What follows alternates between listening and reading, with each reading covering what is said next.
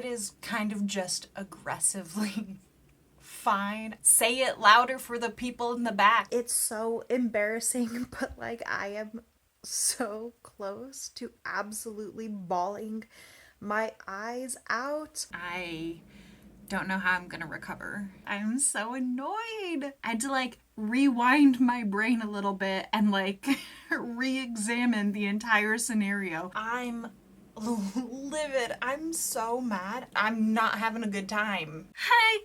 Hello, it's Jess. Welcome back to my channel, and welcome to the first semi-final video of the Booktube Knockout series. I haven't done one of these videos in a while, but in case you're newer to my channel, this is a series that I started last year. It is just my own take on reading like other content creators. This is not a new idea by any means. I do not lay claim to this idea. This is just my own little personal twist on it. If you haven't seen any of the other episodes, I will have them linked in the description box so that you can catch up if that's something that you're interested in. Basically, what I did for this series is I took 8 content creators. I looked at their reading taste and compared it to my own reading taste, and I ranked them 1 through 8 based off of how similar their taste is to my own taste. So obviously 1 is the most similar to me, 8 is the least similar. And then I put them in a little tournament bracket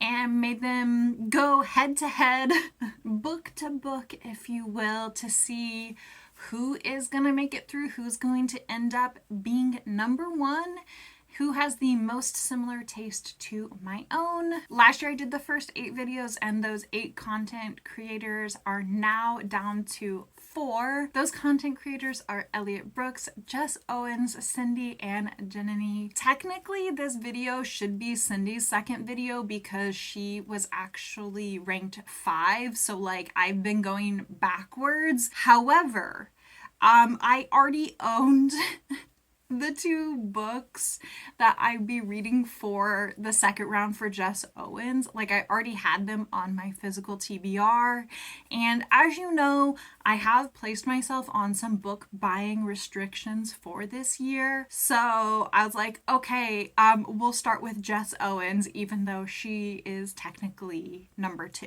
So that's who I will be reading like in this video. This is Jess Owens' second video. She currently has a score of 4.6, which is actually tied with Cindy for the highest score from round 1. And this week I will be reading 2 books. In the quarterfinals, I was reading 3 books per video, and like, it's too much. It got to be too much, and I am trying to consciously read less this year. So I decided moving forward it was only going to be 2 books per video. But this week I will be reading Her Majesty's Royal Coven and The Sword of Kaigan. To be perfectly honest, I don't really know the plot of either of these books. I just know that Her Majesty's Royal Coven is kind of an alternate universe urban fantasy where the government of Britain has a coven that like helps work within their political system. No idea anything else about it. And then I don't know anything about the plot of The Sword of Kaigan, but I know that it has elemental magic like Avatar and swords and martial arts, and then one of the main characters is a mother, which I think is great. I love atypical main characters. So here we go. I think I'm going to start with Her Majesty's Royal Coven just based off of like the vibes, I guess you could say. I do think that I will probably enjoy The Sword of Kaigan more.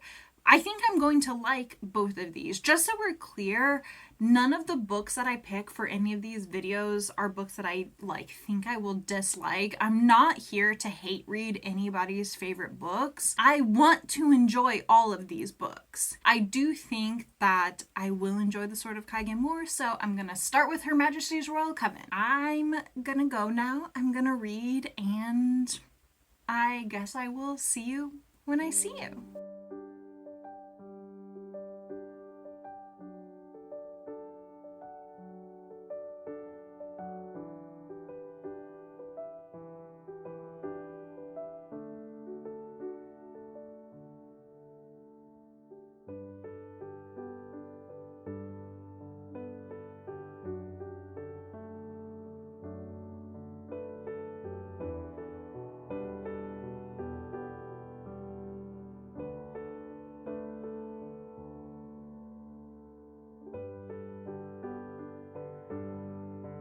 Hello, guess who got her hair done?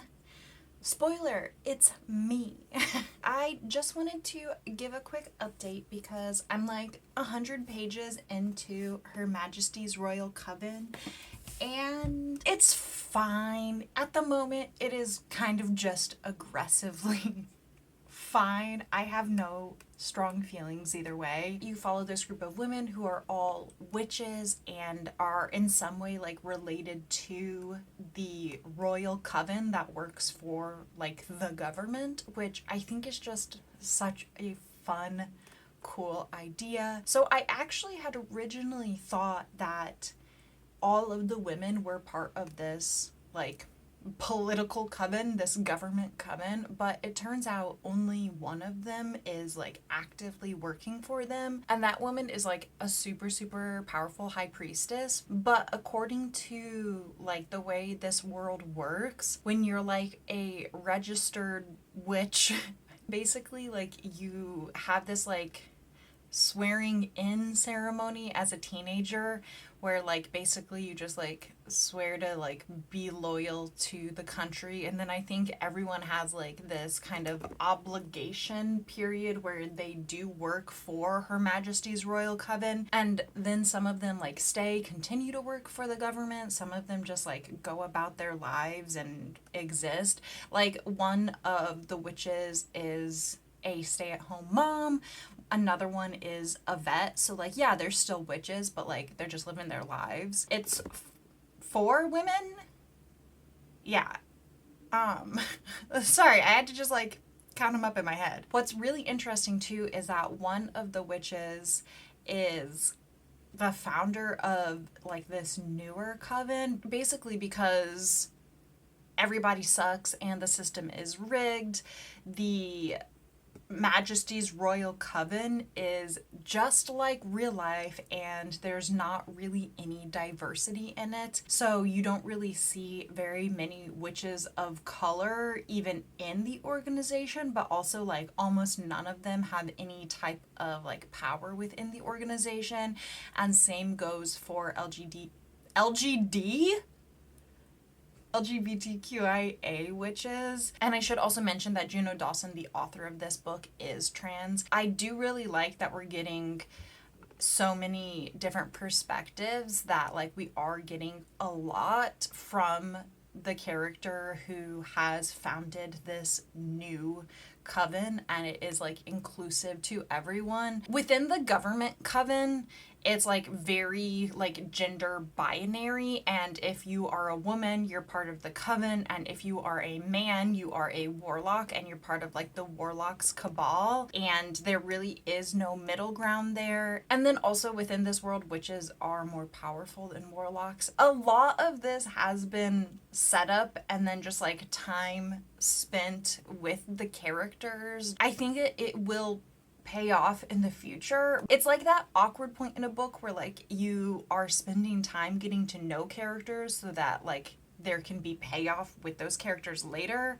but at the same time nothing has happened, and like also you haven't spent enough time with the characters to like really care that much. You know what I'm talking about? Like if you're a reader, you know what I'm talking about. But basically like the plot, if you will, is that there is this boy. He sort of slipped through the cracks. I want to say he's an orphan, and pretty much like if they know that you have magical powers, like whether you're born from like magical parents or not, they'll like kind of like find you and like train you. Like either the Warlock's Cabal or Her Majesty's Royal Coven, like they'll get you taken care of. But this boy was found because of like some explosive incident. No one was like hurt, but like there was this like massive magical incident at like whatever like children's home he was at, and they're like, you are one of the most powerful magical beings we've ever encountered. And also there is this like prophecy of the unsullied child, which is like basically the Antichrist. There's something about like Antichrist stories that I find really, really fascinating. And so they find this boy who is like the most magical being ever, like power levels are off the charts. And then at the same time, there's a bunch of like seers within Her Majesty's Royal Coven, and they're like also seeing that like Leviathan, who is like a major big baddie, big hitter demon, is like going to rise. And Leviathan is the demon of fear, I think. So, you know, they found this super powerful child, and a bunch of prophets are saying, yeah, like that's the literal Antichrist and demons are coming.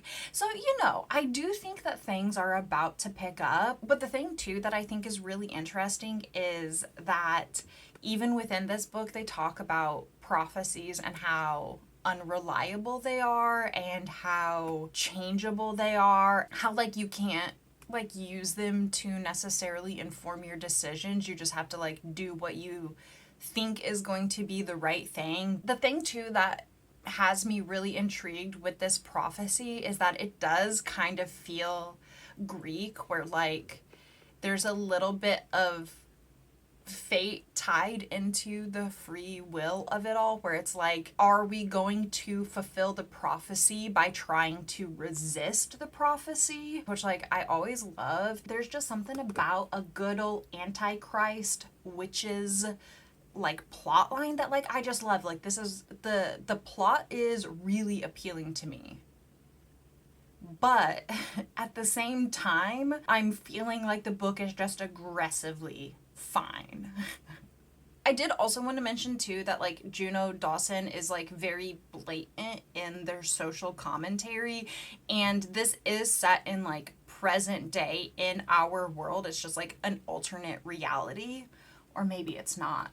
So I do think that like if you're one of those people that like hates pop culture references, I think you're gonna have a hard time with this book. For me, sometimes when things are like very aggressive messaging, it does like get a little annoying. In this particular instance, it's not bugging me. I'm liking it, but like I did just want to mention like there is no like reading subtext here. There is no like your own interpretation. Juno Dawson is just like, yeah, this is what I'm saying. Here you go. I have seen reviews that like some people don't like it. I kind of find it like a little bit cathartic almost reading it being so blatantly out there. You know, there's a part of me that's like, yeah, say it louder for the people in the back. Say it even louder. And I don't know, like there's just a part of me that really, really appreciates it. And I mean, like, I do like books where the commentary is subtle and you have to like dig in. There's something that is satisfying as a reader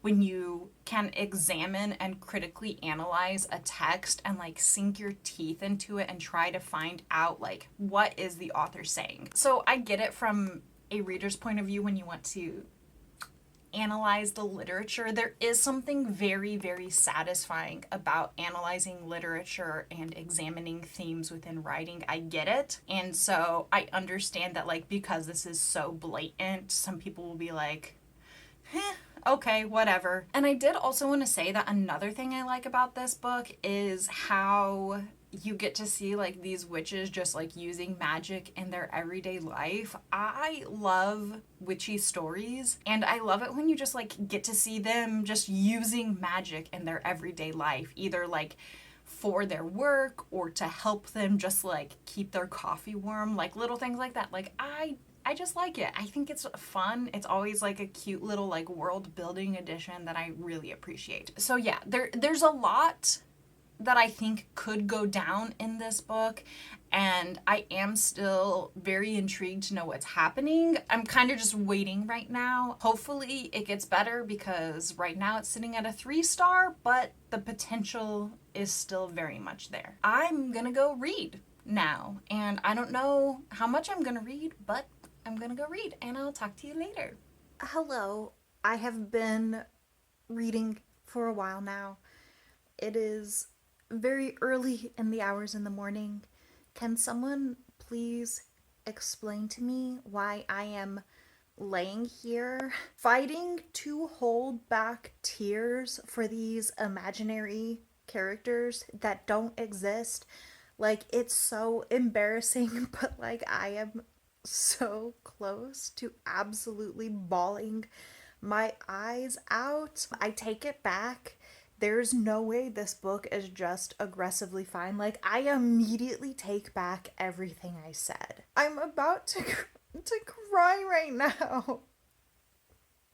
Oh my god, Juno Dawson is so good at like just yanking on my heartstrings. It's not even like a gentle tug at this point. It's like ripping, yanking them. Oh my gosh. I don't know what's gonna happen, but I fear that it will be bad. Just in case you're wondering, I want to go on record and say that I love Theo. Absolutely love, want to protect at all costs. Thematically, this book is so excellent. I do have a reading companion if I move my book. Come here. Come here. Look at this. Look at this baby. He has just been trying to squirm his way in between my book. I've been like holding it here and he keeps like putting his nose underneath the book like, no, I require attention instead. Okay, I'm gonna get back to reading. I didn't think it was gonna happen because I had so much left, but there's a chance I'm gonna finish this book today. I have to know what's gonna like I need to know what is gonna happen next. I wasn't prepared. My heart was not prepared to handle this. Today it's too much. Okay, I'm gonna go. Goodbye. Good morning. It is the next day. Yes, I'm in the same sweatshirt. Deal with it. I finished Her Majesty's Royal Coven. It's amazing. 5 stars. The way this book is just so perfect. I am a little bit mad about what happened at the very, very end, which I obviously can't tell you because it's like a major spoiler. If you know, you know. I don't know how I'm gonna recover. I love this book on so many levels. Like, first of all, super entertaining. After you make it through like the first 100 pages, things really start to pick up and the plot starts to progress, and like it's just so readable and consumable, and you just like move through it. I love this like antichrist like idea. I think it's so entertaining and fun. I love these like prophecies about like the return of big bad demons. Like, that's super fun and engaging. I love that all of the like main characters, those 4 witches, are all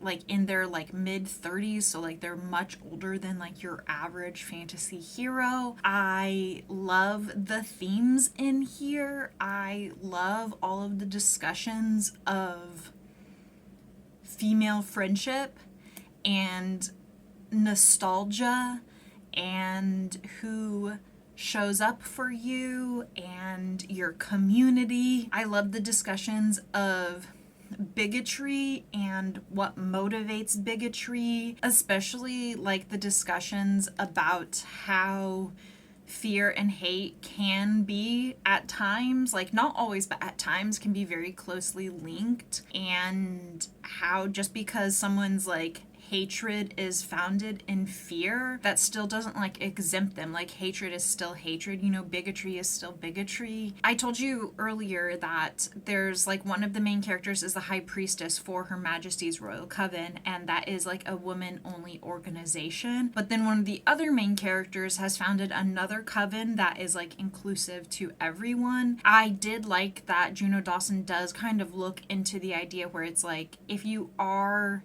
doing a women's only organization, that there can still be different levels of oppression even amongst women, because like society sucks. That's the short end of it. Society sucks. It's so good. This is a 5-star book. I love it. I love it. I think it's just so fantastic. I highly recommend it if you're looking for like a modern day witch book. I think it is so good. It's so fun. It's so enjoyable. It hits. It's emotional. Like it checks all of the boxes. I finished this book. This is another 5-star added to Jess Owen's record. And next up, I have The Sword of Kaigan. I will check in when I have something to say about my next book. Later. I am asking for you guys, don't judge me. And I know that I'm on book buying restrictions. Oh my god, please just cut through this tape. I get it. I understand. But like, okay, hear me out. First of all, I did read An Education in Malice. And when I finish this video, I will have read 2 more books off of the TBR. So that's 3 books. That means that I can buy 1.5 books. But the thing is, I need to explain. First of all, if you don't know, in Book of the Month, you can only do add-ons if you get a Book of the Month. Here's the thing that I need to clarify about this. So, if you are like me and you have been subscribed to Book of the Month for a long enough time, after the year rolls around to the new year, you get to pick one of the like top 5 books of the year. Because like Book of the Month, they ask you, they're like, what was your favorite book that we sent you this year? And you vote for it. And then from like the top 5 most voted for books, if you have been a member with them for long enough, you get to just pick one for free. You get to just pick one. But what you also don't understand about Book of the Month is you also get a free book during your birthday month. You get a free book. And both of these books are add-ons. So that means that like in order to get my birthday book and in order to get my best of the year whatever book, I had to get a book sent to me. And that brings me to this box. Okay, so this one I actually don't feel bad about because we're in a Booktube Knockout video right now. I actually need this for Cindy's video, which should be the next video that I do in this series. But I needed to get this book and I did not want to buy it right away, so I didn't. So now I have it, okay? So this is the one that I used my birthday credit on. I also got Lisa Jewell. None of this is true. This is the one that I got because it was in the top 5 most voted for books. I want to know. I don't have any excuses for this one at all. 0 excuses. I just have heard amazing things and I want to know. I need to read this book. I need to understand. Now I own it. It's a thriller. It's like so short. I could totally read this. And then look what they had. I'm so happy that they had this, guys. This is one of my most anticipated books of the year. I have been looking forward to this book. And like, I had to. Technically, am I allowed to get all of these books? No, technically I'm only allowed to get 1.5. But like, what was I supposed to do? What was I supposed to do? But yeah, sneak peek for what I'll be reading for the next round of Booktube Knockout with Cindy. Here is my shame. Please do not judge me too harshly. I'll talk to you later. So I thought I might have a cup of tea tonight. I do like tea, particularly if I feel like I've had too much caffeine. My friend Sarah for Christmas got me these novel teas where like every single tea bag has a literary quote on it. Some are just like from an author, some are from like actual books. But it's so cute. Also, look at what Jake got me that I'm going to have with the tea.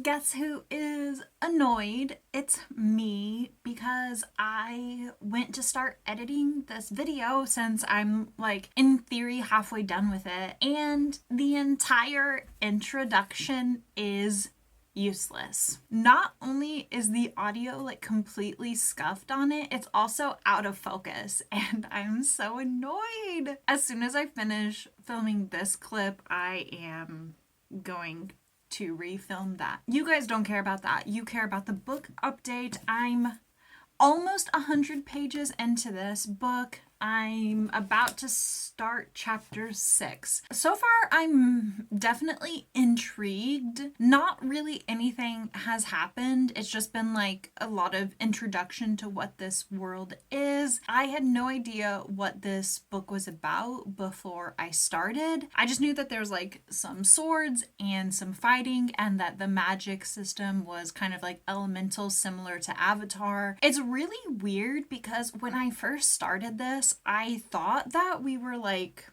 in a historical fantasy, but apparently there's like holographic phones in here. It's so strange. Like, I'm not sure what is going on with technology. The community that we're in here, which is this like very small coastal town, like it's really like a cluster of towns that are all like around this mountain, and there's a martial arts school, like an extremely famous martial arts school at the top of this mountain. And so at like the base of the mountain there are different towns kind of clustered around it. This community is like very old fashioned, like they only have a couple of paved roads. They don't really have TVs or phones and things, even though like they're called different things, like they're like communicators or something like that, I forget, but like it's the same idea.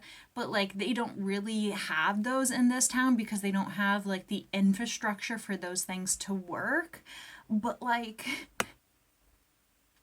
let me tell you the whiplash I got when I genuinely thought that this was going to be a historical based off of like the introduction to the book. And then this like 14-year-old kid pulls out like a telephone that can project holograms. And I was like, wait a minute, what is happening?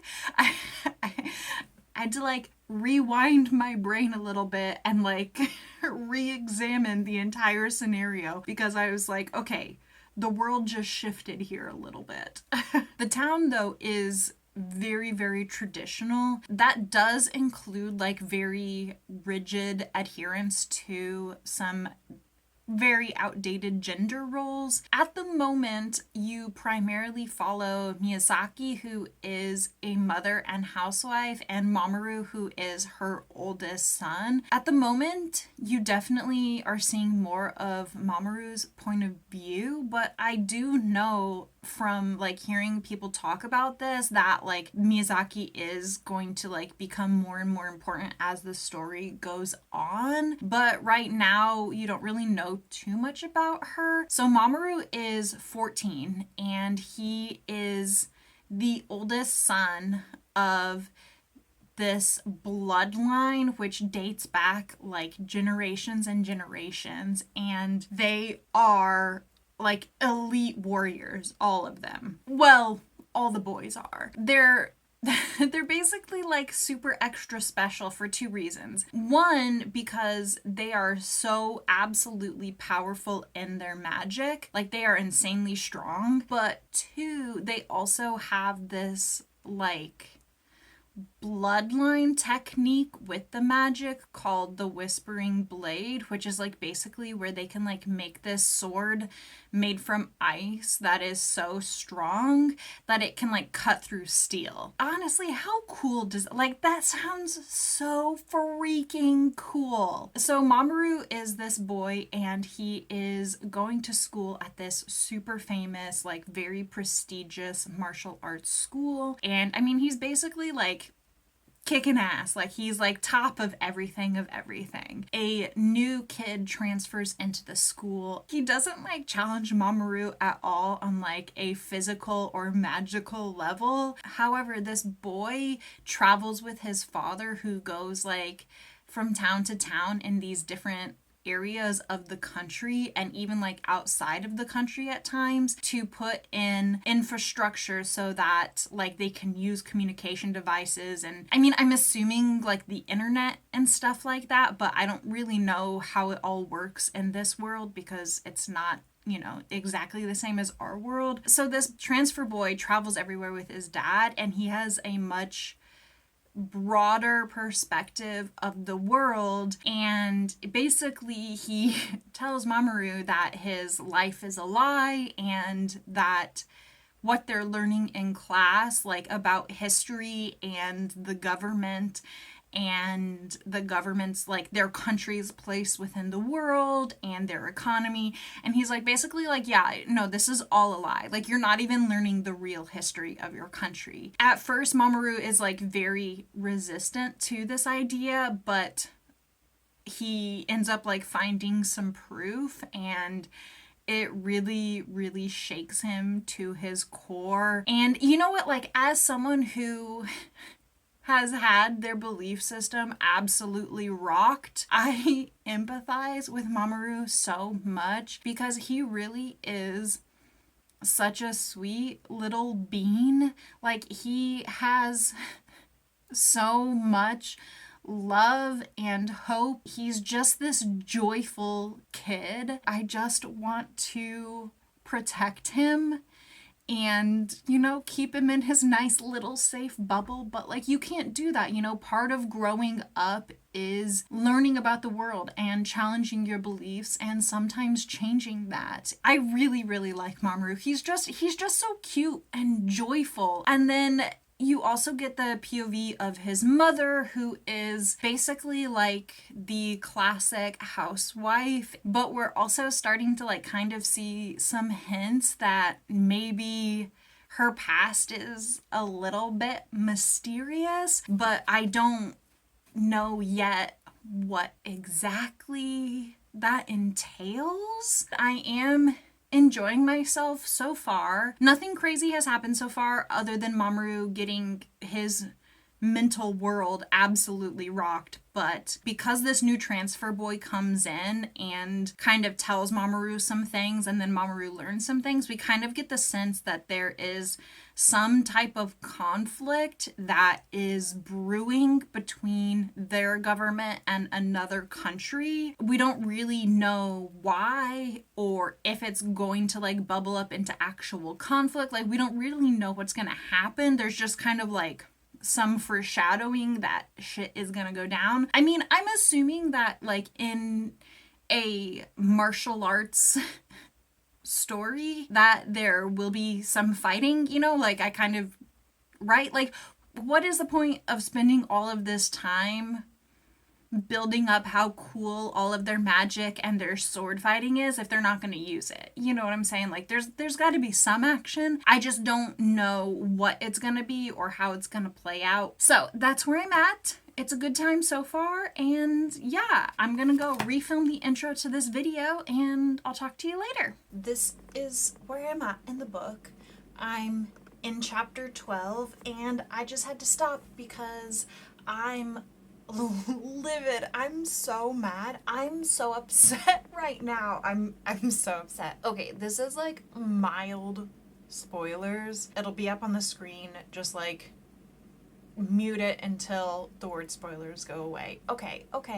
So we know that like a lot of this is about like fighting and training for fighting. We assume that there will be some combat in this book. I have reached the point where like the combat is starting. They get their little like platoon of people, their little group of people that are gonna do the fighting, and they like arrange them, you know, to fight the enemy. They put like their best fighters at the front and like kind of use the less experienced or like less talented fighters for shoring up the defenses in areas where like it's going to be easier to defend. I mean, it makes sense, like, right, like strategy. I understand this. But why the hell is Mamoru like on the front line? They're like, no, he should be here, because even though he's 14 and he hasn't even graduated from the martial arts school, he's a prodigy, and so like he should be on the front line. No, I'm sorry, he's a child. He's a literal child. I'm so upset. I am angry, but I am gonna keep reading. It's a reading day today, so I will talk to you later. Another little update. I just finished chapter 16. You can check my progress here. Screw you, Emma Wang. Like, screw you. I kind of saw it coming, but also very rude. Like,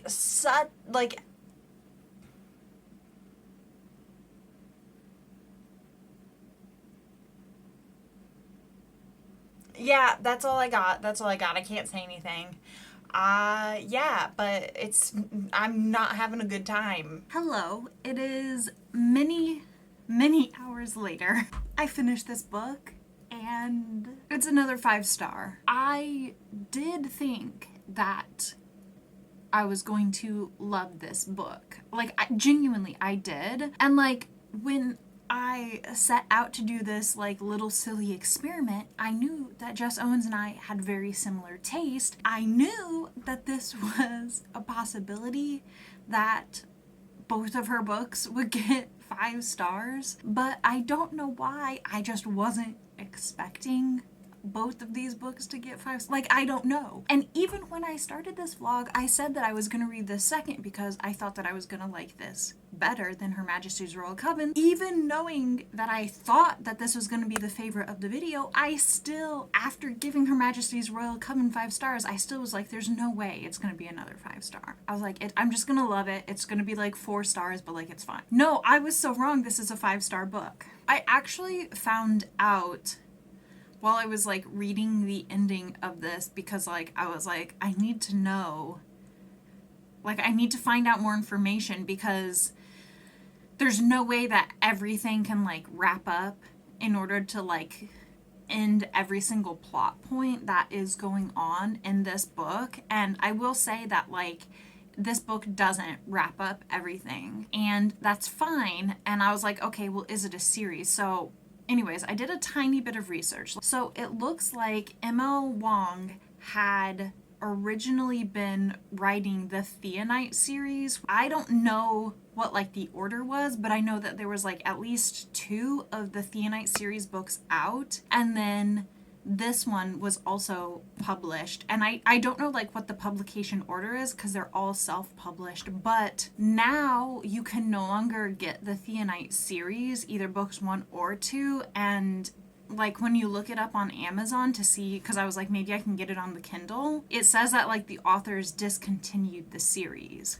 But the thing is, there is a lot that is up in the air about this, and I don't know if this is like a prequel or is like happening at the same time as the Theonite series or what. Like, I do not know what the timeline is, but like, please, I'm begging for more. I'm begging for more in this world. It is so very good. I love elemental magic systems, so like obviously I'm gonna be on board where there is like a book with elemental magic. This is also one where the fighting is like one you can like see it going down in your head, and I love it. This should be a movie. I also love the little bits of like political things we get teased with. Basically, we find out that like the government is not being transparent with its citizens. And I mean, no government is like 100% transparent, but in this case, it is like an evil choice. People died because of this lack of transparency. That is kind of like a minor theme in here, and I do really like exploring that theme. I would have liked more, but what it boils down to though is this is just a story of one family and one community and one particular conflict in like a much bigger conflict bordering on a war, but like not quite a war. You're not gonna get like the full picture of the war and the motivations of the other country and like why this is happening. You're not gonna get to see the motivations of like why this government is not being transparent. You're not gonna get to see enough of these political things to like make this into like a full story. What you just get is this one family that is part of this very specific community and how they handle this like one small conflict. I mean, devastating, but like it's just a smaller part of like a bigger conflict. And I want to make it clear so that like people go into this with like the right expectations that that's what you're gonna get. On one hand, this feels like an absolutely complete story. Like, obviously, this community has this thing happen and they have to recover from that. It's not like their story just like cuts off at the end of the book. Like, there is more to it, but the story feels very complete. But at the same time, in terms of like the bigger world and what is going on, that part does not feel complete. I don't think this is perfect. It's definitely a 5-star read for me because of the feelings that I got while reading this and how moved I felt. And it's like this book took me through like every single emotion. I was angry, I was sad. At the end, I felt like a sense of peace and relief and a sense of hope. If you told me after reading chapter 16 that I was going to end up feeling peaceful and hopeful by the end of this book, I would have called you a liar to your face. There is something special about this book and these characters, particularly Misaki, who is the mother, and how attached I got to her, how much she drew me into this story, that it was able to evoke just such incredible levels of emotion for me. I think one of the other things too that I really like is I love when books look at like the multiple selves that we all contain within us. Like, Misaki has this background where she, you know, went to school out of country and then came back. She has these trainings that are like very atypical for how traditional this society is. At times, like, you know, she is herself, and she is also a mother, and she is also a wife, and she is also a sister. She's an older sister, particularly, which I am also an older sister. Like, I am the oldest in my family. I love it when books explore like the theme of how all of us contain multiple selves and like they're all equally part of who we are. Jess Owens' picks have absolutely nailed it. Like, they have knocked it so far out of the park. I do have like a little bit of a problem now though, because Jess Owens was supposed to, for like these semifinals, face off against Jenny, but she's already won because Jess Owens got 2 5-stars in this round. That brings her average up to a 4.8. And it is just mathematically impossible for Janani to beat that. I thought that the semifinals were going to be 4 videos, but I guess not. Yes, that means that Jess Owens will be moving on to the final round. I don't know whether she'll be up against Cindy or Elliot, but yes, this does mean that Janani is getting knocked out. That brings us to the end of this video. I love these books. They are so good. I highly recommend both of these books so much. Thank you so much for spending time with me today. If you enjoyed this video, please consider subscribing. Stay safe this week, stay warm this week, and I'll see you next time. Goodbye!